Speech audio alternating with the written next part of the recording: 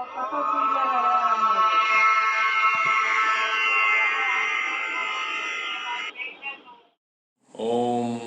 सरस्वती नमस्तुभ्यं वरदे कामरूपिणी विद्यारंभं करिष्यामि सिद्धिर्भवतु मे सदा। ओम श्री सरस्वत्यै नमः। ओम नमो भगवते वासुदेवाय। मित्रों, आज हम काल पुरुष की कुंडली से राशि, ग्रह और शरीर के अंगों के संबंध के विषय में बात करेंगे। ये पाठ 11 है ज्योतिष शिक्षा के क्रम में। यदि हम ज्योतिष में काल पुरुष की चर्चा न करें तो समझ लीजिए आपकी ज्योतिष ज्ञान ही अधूरा है। तो इसलिए आज हम इस मुख्य विषय पर किस अंग की बीमारी किस भाव, किस राशि और किस ग्रह से देखा जाता है और उस ग्रह की स्थिति से कैसे उसका समाधान निकल सकता है, जिसको मेडिकल एस्ट्रोलॉजी भी कहते हैं, इस विषय पर हम चर्चा करेंगे। बृहद पाराशर होरा शास्त्र के राशि प्रभेदाध्याय में श्लोक संख्या 4 और 5 में लिखा है, शीर्षाननौ तथा बाहु हत्क्रोड़ कटिबस्तया गुह्योरुज्जानु युग्मे वे युगले जंगई के तथा और चरणौ द्वौ तथा लग्नात् गेया शीर्षोदया क्रमात् चर स्थिर द्विशुभावा क्रूरा क्रूर नर स्त्रियो। जन्म लग्न से उक्त 12 राशियों का क्रम सिर, मुख, दोनों भुजाएं, हृदय, पेट, कटि, वस्ति यानी नाभि के और लिंग के बीच के मध्य भाग को वस्ति कहते हैं। गुह्य स्थान स्त्री पुरुष के गुप्तांग पूर्व और दोनों जंघे का विचार हम करते हैं। दोनों चरण काल पुरुष के अंग है। मेष, वृष, मिथुन, कर्क, सिंह, कन्या, तुला, वृश्चिक के क्रम में चर, स्थिर, द्विस्वभाव तथा क्रूर, शुभ और पुरुष व स्त्री संज्ञाएं हैं। जिस राशि में शुभ ग्रह की स्थिति, युति तथा शुभ दृष्टि हो, शरीर का वह भाग रिष्ट पुष्ट होगा। जिस राशि में अशुभ पापी ग्रह की स्थिति, युति, दृष्टि, निर्बली ग्रह हो, शरीर का वह अंग समस्याओं से युक्त बीमार होगा।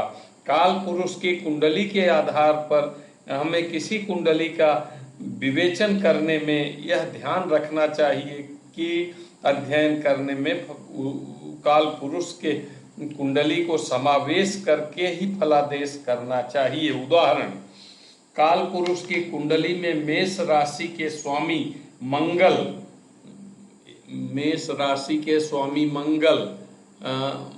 मंगल जो अष्टम भाव के वृश्चिक राशि के स्वामी भी हैं। तो यहाँ पर अगर रंग, रूप, शरीर, मस्तक, दिमाग पहला भाव है तो 8वां भाव जांघ, नितंब, गुप्तांग और पांव हैं।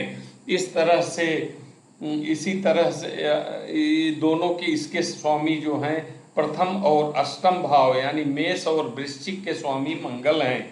तो इसी तरह द्वितीय भाव वृषभ राशि और जिसके स्वामी शुक्र देव हैं, और सप्तम भाव तुला राशि इसके भी स्वामी शुक्र देव हैं। तो 2 और 7 दूसरा भाग जो है दाहिनी आंख, गला और दांत का हिस्सा है, जबकि 7वां गर्भाशय, कमर, मूत्राशय का प्रदेश है शरीर काल पुरुष के शरीर में। लेकिन दूसरा और 7वां भाव दोनों मारक भाव हैं। दोनों मारक भाव होने से शुक्र की स्थिति काल पुरुष की कुंडली में हमें विचार करके ही आगे करना चाहिए न, इसलिए क्योंकि यहाँ शुक्र ग्रह जो है वो मार्केश हो गया। शुभ स्थिति द्वितीय भाव में होने और सप्तम भाव में होने से, विवाह भाव में होने से भी शुक्र यहाँ मार्केश हो गया। इसी तरह तृतीय भाव में मिथुन राशि स्वामी बुध और षष्ठम भाव में कन्या राशि का स्वामी भी बुध है, जो कि कन्या राशि बुध की उच्च राशि है, मूल त्रिकोण राशि भी है। यह अंतड़ी, नाभि और पांव, गुर्दे आदि का प्रदेश का है, जबकि तृतीय भाव दायां कान, हाथ, कंधे आदि का प्रदेश है। तो यहाँ पर कन्या राशि जो है, कन्या राशि बुध की उच्च राशि है, मूल त्रिकोण राशि है। तो ये फलादेश करते समय इस चीज का भी हमें ध्यान रखना चाहिए। चतुर्थ भाव में कर्क राशि है। कर्क राशि का स्वामी चंद्रमा है। चंद्रमा मन का कारक है। हृदय छाती प्रदेश, वक्षस्थल प्रदेश का स्वामी है। तो कुंडली विवेचन में हमें कुंडली में चंद्रमा कहाँ स्थित है और उस व्यक्ति के छाती और हृदय प्रदेश में कुछ समस्या है तो हमें इसको समायोजित करके ही फल कथन करना चाहिए। इसी तरह से पंचम भाव में काल पुरुष की कुंडली में सिंह राशि है। सिंह राशि का स्वामी सूर्य देव हैं। अब सूर्य देव पंचम भाव पाचन क्रिया, फेफड़े और पेट, पीठ आदि के कारक हैं। तो सूर्य देव से संबंधित समस्याओं के लिए हमें काल पुरुष की कुंडली और व्यक्ति के विशेष की कुंडली को ध्यान में रखकर आगे बढ़ना चाहिए। इसी तरह देवगुरु बृहस्पति की धनु राशि है और साथ में 12वीं राशि यानी मीन राशि भी है। यानी 9वें भाव में धनु और 12 भाव में मीन राशि है। यहाँ पर 9वां भाव पेट के पीछे हिस्सा, पीठ आदि, जबकि 12वां भाव बाईं आंख, बायां पैर इत्यादि का प्रदेश है। तो हमें यह भी देवगुरु बृहस्पति की किसी कुंडली में स्थिति देखते हुए इसको भी समायोजित करके ही फल कथन करना चाहिए। इसी तरह शनि देव 10 और 11 दसम भाव यानी मकर राशि और एकादश भाव यानी कुंभ राशि के स्वामी हैं। दसम भाव से हम घुटने, जोड़, हृदय, छाती देखते हैं, जबकि एकादश भाव से बायां गला, कान, बायां अंग सब और गला, बायां कान, बायां हाथ आदि देखते हैं। तो हमें इसका भी विचार करके ही आगे बढ़ना चाहिए। अब शनिदेव की हो ही गई। अच्छा, इसके अलावा ज्योतिष में कहा गया है, माना जाता है कि सूर्य आत्मा का कारक, सूर्य ग्रह जो है आत्मा का कारक, चंद्रमा मन का कारक, मंगल ग्रह बल और शक्ति का कारक, बुध ग्रह वाणी कारण, वाणी मीठी होगी, मधुर होगी या कर्कश होगी, गुरु ज्ञान और सुख का कारक, शुक्र काम शक्ति, यौवन, कामुकता का कारक, शनि देव दुख का कारक ग्रह है। इस तरह से ज्योतिष में मोटे तौर पर कहा गया है। यहाँ हम दूसरे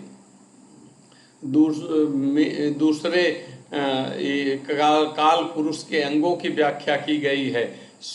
मेष राशि सिर का, वृषभ राशि चेहरा का, मिथुन राशि कंधा गर्दन का और कर्क राशि हृदय छाती फेफड़े का, सिंह राशि पेट का, कन्या राशि नाभि और आंतों का, तुला राशि निचला उदर का हिस्सा, वृश्चिक राशि गुप्तांग, धनु राशि जांघों की और मकर राशि घुटनों की, जबकि कुंभ राशि टांगों की और मीन राशि नीचे के पैरों की के कारक हैं। अब ये ऊपर श्लोक जो मैंने बताया वो जन्म लग्न से उक्त 12 राशियों का क्रम सिर, मुख, दोनों भुजाएं, हृदय, पेट, कटी यानी कमर, वस्ति, नाभि, लिंग, मध्य भाग और वस्ति। वस्ति क्या है कि नाभि और लिंग के बीच का भाग को वस्ति कहते हैं। गुह्य स्थान स्त्री पुरुष के गुप्तांग, उरु और दोनों जंघें हैं। इस तरह से काल पुरुष की कल्पना की गई है।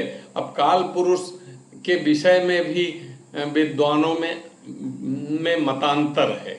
कुछ विद्वानों के अनुसार काल पुरुष शिव का स्वरूप है, जबकि ज्यादातर लोग विद्वानों का मत है कि विष्णु के एक अंग से समस्त सृष्टि की उत्पत्ति हुई, इसलिए काल पुरुष को विष्णु के रूप में माना जाता है।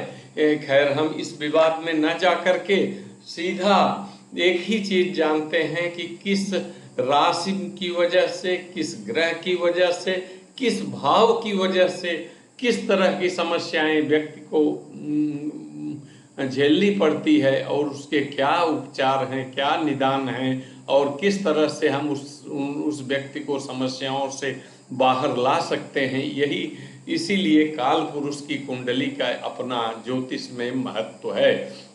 धन्यवाद मित्रों। मैं आपसे फिर प्रार्थना करूंगा कि मेरे वीडियो को ज़्यादा से ज़्यादा लाइक, शेयर और सब्सक्राइब करें, जिससे अधिकतर लोगों को इस दिव्य ज्ञान का प्रचार प्रसार और शिक्षा मिल सके। धन्यवाद।